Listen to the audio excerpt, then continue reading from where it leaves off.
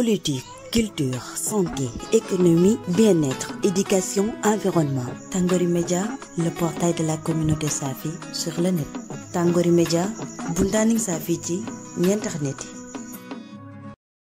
ay fan a ngi nii dëkk bi yëngu na foo sànni mbàtt mu tàkk lépp tukkee ci coowal Ousmane Sonko mi nga xamante ne moo di njiital Pastef ñu tuumaal que ne moo siif xale bu jigéen bii di Adji Sarr ci loolu askan wi génn wane seen nakar taxaw ci tëli bi jàmmaarloo koy takk der yi taali pëna waaye itam def yàqu-yàqu yu bari gaañu yi bari nañ am na itam ñi ci ñàkk seen bakkan ci loolu tey gi ci altine yembook juróom-ñetti fan ci weeru mars ñu nemee ko fii ci diwaanu Diass ñi nga xamante ne ñoo bokk ci waa Pastef génn nañ taxaw ci télé bi wax seen nakar ci lii dal seen jiital politique di Ousmane Sonko waaye itam nakarloo jàpp gi nga xamante ne jàpp nañ ko kii di Abdoulaye Faye di njiital Diass Actu mi nga xam ne jàpp nañ ko ci mbirum Ousmane Sonko mile te ba tey bàyyeeguñ ko indi nañ ci nag ay leeral nakarlu lool li nga xamante ne moo di mbir mile ñu déglu ki nga xamante ne moo di Youssoufa Ciss di coordonnateur Pastef fii ci diwaanu Diass. Bon, asalaamaaleykum wa rahmatullah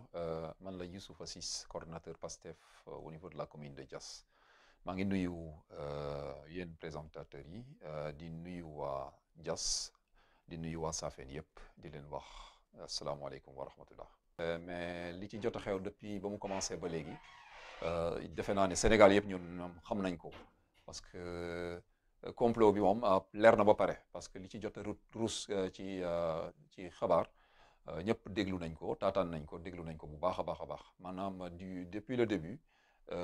fay yi ci am yëpp ci complot bi ñi nga xam ne fay yi nga xam ne yàlla ci borom ci boppam moo ko feeñal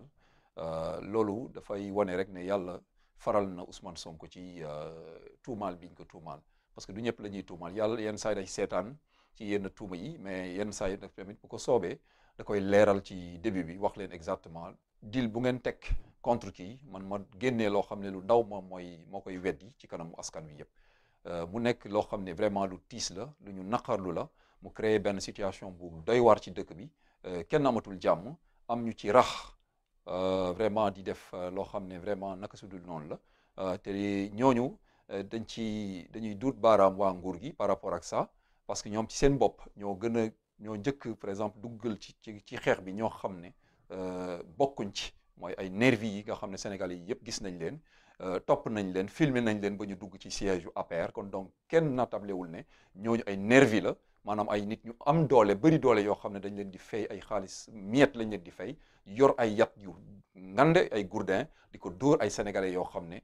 defuñu dara lu dul marche te loolu marche yi boobu ñuy def dañ leen seen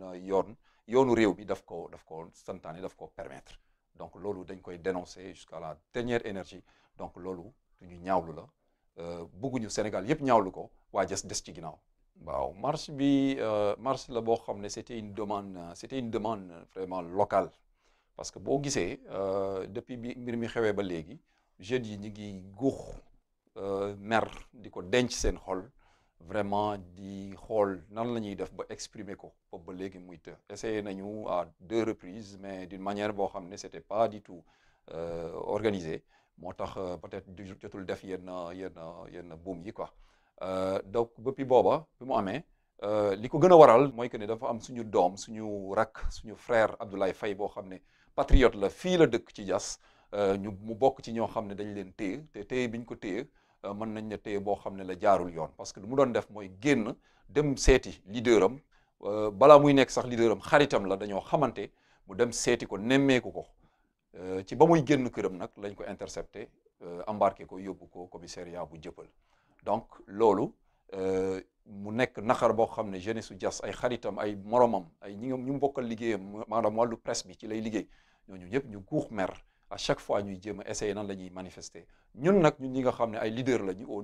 niveau local am na loo xam ne duñ ko seetaan di ko bàyyi ak ay xale parce que gis nañ ce qui se passe dans ce pays ay casse ay lakk ay yu doy waar yoo xam ne destruction de biens appartenant à autrui yooyu yëpp am na ci dëkk bi gis ngeen ko donc bañ a seetaan suñuy rakk wala suñuy moroom wala suñuy sympathisant ak membre ci parti bi ñuy dugg ci yeneen yi moo tax tey ñu jël les devants jéem leen encadrer def marche pacifique objectif bi nekk lan fexe waa adduna bi yëg ñu waa Sénégal yëg ñu waa Saafeen xam ne am na seen benn doom bu ñu téye te loolu lu ñu naqari la donc moo waraloon génn bi tey mais génn boo gis xam nga ne rek mën na rax loo xam ne aussi neexu la woon donc loolu moom ñëpp xam nañ ko donc li ñu jublu woon ci marche bi tey mooy génn moo nekkoon mot d'ordre bi génn yor suñu pancarte doxum ñaxtu wax ak presse bi xamal Sénégal yëpp ne amuñu lu ñu neex ci dëkk bi loolu moo nekkoon objectif bi mais il s'est trouvé que il y a eu par exemple des pneus qui ont été brûlés vraiment ci kaw tali bi heureusement dañuy sant yàlla vraiment kenn yàqul yëfi kenn aussi de passage du ma ñàkk saluer aussi le comportement aussi des hommes de loi parce que mënoon nañ tirer aussi indi benn intifada entre ñoom ak jeunesse bi mais ils ont agi en professionnalisme vraiment ñëw nañu ñu wax ak askan wi wax nañu ak xale yi vraiment ñu passé benn message fexe ba calmer situation bi ñu gérer ko ba yàlla def na li ñu bëggoon ci suñu objectif atteindre nañ ko te yàqaluñu kenn loolu moo nekkoon kii bi donc marche bi mën naa ne réussite la du ma daaneel ci loolu te remercier wu ma jeunes yi nga xam ne tey génn nañ ñi nga xam ne woo nañ leen ñi nga xam ne kenn woowu leen dañoo dégg ne ñu ngi marche te li ñuy marche lii la rek ñoom ñu génn d'une manière spontanée ñu ànd ci foule bi naqarlu wane seen mécontentement ñooñu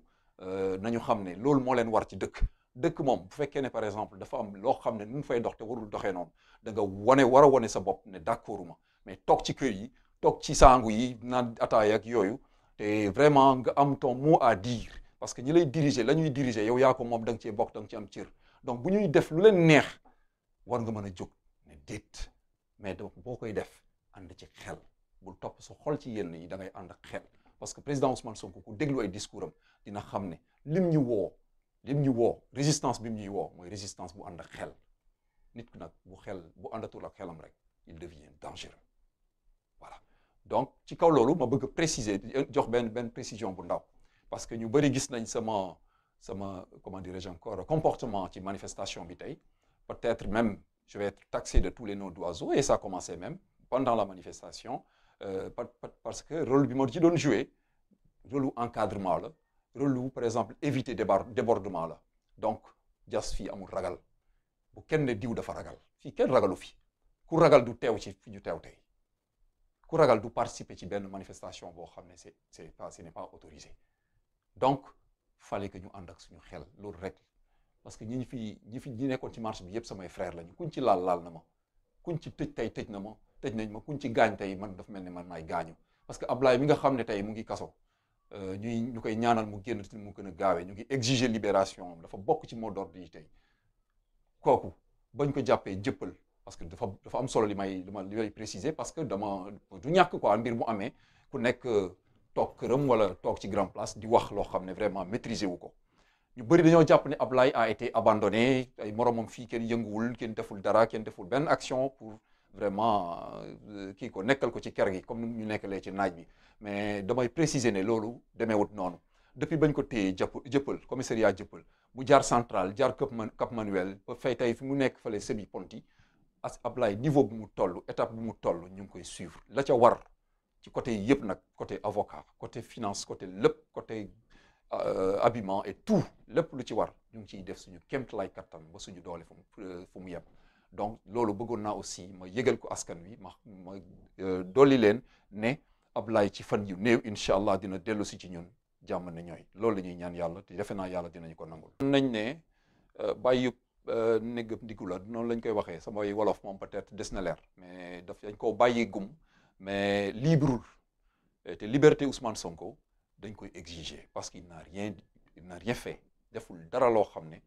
dañoo porter benn complot boo xam ne complot cuune la complot bu bëri ay fay la Sénégal yi yëpp teg ci seen bët du début jusqu'à la fin donc gëm naa ne état peut-être dafa bañ a retranché wu directement dafa nekk di def mbir yi étape par étape donc lenn rek la ñuy exiger ku Ousmane Sonko ñu bàyyi ko ñu bañ koo toppati dara ci caaxaanari yi ñuy dégg parce que caaxaanari la ay caaxaan kese laa fi gis il faut que ñu bàyyi ko ñu bañ koo toppee dara mais du doon moom kese xam naa ne Ousmane Sonko buñ ko bàyyi woon moom kese tey du ñubbi këram mais dinañ bàyyi otage politique yi ñu jàpp ndoon ak moom yëpp il faut que ñu bàyyi leen ñoom Guy Marius Sagna il faut que ñu bàyyi leen ñoom Clédor ñoom Assane Diouf ak suñu frères yi nga xam ne ñoom la ñu njëkk jàpp ci Ablaye Faye bokk ci il faut que ñu libérer ñu bàyyi leen ñu dellu seen kër parce que lii moom vraiment wone nañ seen cuune seen vraiment ñàkk xam nguur moom nan lañ koy gérer dafa feeñ ci dossier Ousmane Sonko bi donc am yaakaar rek ne dinañ ko continuer parce que sinon moom ce n'est plus Pastef ce n'est plus Ousmane Sonko mais c'est le peuple sénégalais moom moo jël dossier bi en main bëgg ko régler boppam te vraiment déglu nañu ay chefs religieux ñu am luñ ci wax donc démarche yooyu yaakaar naa ne du vraiment du terminer en queue de poisson. li may njëkkee mooy li nga wax noonu sax peut-être ci laa waroon njëkkee jaale waa Sénégal parce que waa Sénégal tey ñoo ñàkk ñi nga xam ne ñoom ñàkk nañ seen bakkan ci mbir mi waa Sénégal yëpp ñoo ñàkk parce que c'est des jeunes yoo xam ne kenn xamul par exemple ndax futur président de la République mu ngi fii wala futur ministre nanga mu ngi fii wala leneen ak leneen donc kenn rek bu dee ci lu mel nii rek c'est trop waxuma la nag ñi fi jot a dee nu ñu bëri ak ñi ci am ay gaañu ak ñi nga xam ne par exemple ñàkk nañ seen alal ñi ñàkk seen liggéey ñu leen di masawu te di leen yëgal ne kenn mooy responsable bi lu dul président Macky Sall ak gouvernement am donc bu ñu amee koo xam ne par exemple mën nañ ko reprocher loolu yëpp nañ dem fexe gis ko parce que lii bu yeggee fii moom moo tax donc bu fekkee ne da nga jiite ay nit ngay ànd ak ñoom ci gouvernement te liggéey ak ñoom boo gisee ñuy def naka su dul noonu da nga leen di arrêter quand il est temps mais gis nga boo leen bàyyee nga yaakaar ne lépp mën nga koo régler ak rancune mën nga ko régler ak comment dirais-je xaste ak menacer donc lii rek lay indi ci réew donc li ñuy ñaan mooy que ne ñooñu nga xam ne yàqule nañ ñi nga xam ne par exemple ñàkk nañ seen liggéey nañu xam ne kii responsable bi mooy président Macky Sall donc ñu ngi ñaan du mel ni mu bañ a amati ci suñu réew parce que déjà ñun fu ñu toll déjà dañoo nekk ginnaaw dañoo dellu ginnaaw trop ci démocratie dañoo dellu ginnaaw ci wàllu économie donc li mel nii waroon nañ ko mën a éviter donc kii nekk ci yoon jógagul sax raamagul sax nga bëgg di dagg ay tànkam xaw ma kañ lay jóg ba taxaw donc ñu ngi ñaan à ce que Sénégalais yi ñu yeewu ñu xam ñan ñoo leen jiite bu ñuy falati nit ëllëg ñu bañ ko rek évaluer ci wàllu kii nii mais ñu xam exactement ki ñuy fal mooy kan fan la jaar ak lan la capable ak vraiment ban genre nit la. commune bi bon Diassois yëpp yàgg nañ di manifester seen ñàkk d'accord ci nu muy doxee moom yow yàgg na fi trop sax dafay yàgg te waa Diass yëpp teg nañ ci seen kii dafa mel ni Diass moom waxuma la sax raam wala yeew wala dox mais dafa mel ne ñun suñu nelaw jógaguñ ci sax ba léegi Diass mënul ñëw nga accueillir lu toll ne aéroport international ay usine Siagro ay ciment du Sahel ak i carrières yi dul jeex mais yow fa nga nekkoon depuis 50 ans nga nekk fa ba léegi loolu du ñuy ñaawlu la loolu combat yooyu ay mouvement porté nañ ko fi comme Diass Uni ay parti politique yi nga xam ne ay bañkat lañu porté nañ ko fi ay individualité aussi yi nga xam ne c'est des patriotes yoo xam ne ils sont de Diass bu ñu gisee lu leen naqari dañ koy manifester yàgg nañ manifester seen mécontentement ci gestion boobu noonu et ba léegi dafa mel ni nit ñi dañoo dese comprendre comment ça doit se passer donc ma di lancer jeunesse su Diass di lancer waa Diass nañ yeewu surtout suñu jeeg yi suñu tante yi suñu yaay yi ñoom dafa mel ne comprendre ñu ba léegi nan la ñuy gérer réew comprendre ñu ba léegi Diass fu mu toll ak fan la waroon toll dañ jàpp rek ne kuy génnee xaalis di leen may ci ay cérémonie rek moom kooku mooy waaja alors que c'est pas ça ñun lu ñu soxla du loolu du ku ñuy may ku ñuy may jën soxla wuñ ko ku ñuy jàngal nu ñuy nappee lañ soxla te dafa mel ni Diass dépassé gul stade boobu ba léegi diw daal day dem xew di maye xaalis te kenn xamul origine xaalis boobu fan la féete fan la jógee kooku mooy waaja il faut que loolu on arrête avec ça autre chose aussi mooy que ne politiciens yi nga xam ne dañoo faree ci nguur bu nguur ñëwatee di dal ci askan wi bu ñu farak nguur nañu féete ci askan wi won leen ne ñun fii la ñu dëkk ñu wax nguur dëgg nag mais bu fekkee ne yow da nga bañ a ñàkk sa poste wala da nga bañ a ñàkk sa place ci parti boo xam ne ci nguur la féete ba tax ngay sacrifier sa askan loolu dañ koy ñaawlu loolu il faut que mu arrêté te loolu gis nañ ko fi bu yàgg bu bëree bëri lu weesoo loolu yoon gis nañ pour daga xool projet boobu lu mu fi lu mu nar jël suñu suuf noot ko def ko tabax ci ay kër jox ko ay nit ñoo xam ne kenn xamul fu ñu jóge waa Diass ñu topp fii suñuy doom yi di jënd ay parcelles wala dem dëkkaani loolu képp koo xam ne responsable nga biir Diass da nga cee war a wax mais on a vu qu'est-ce qu'on a noté mooy que ne parti ñi nga fer ne ñoo faree parti au pouvoir duñ ci yéey duñ ci yàbbi te gis nañ seen réaction par rapport à jeunes yi nga xam ne ñoo far ak ñoom bëgg cee addu niñ leen araftoo niñ leen noppiloowee te loolu loo xam ne bañ sa réew mënul weesu lool quoi pour man bañ fi nga dëkk mënul weesu lool